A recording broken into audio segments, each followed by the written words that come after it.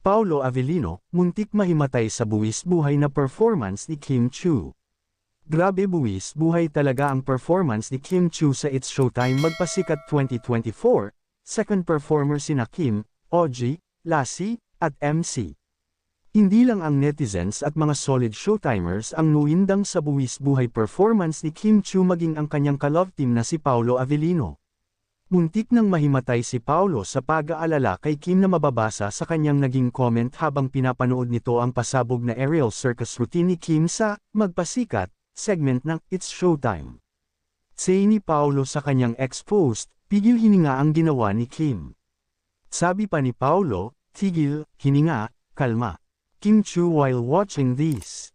Paano? Ito yung eksena ni Kim Chiu na naglambutin siya ere at lumipat sa lumipad na kapareha habang idinuduyan siya at saka binitiwan. Tumugon naman si Kim na pinagtawanan lang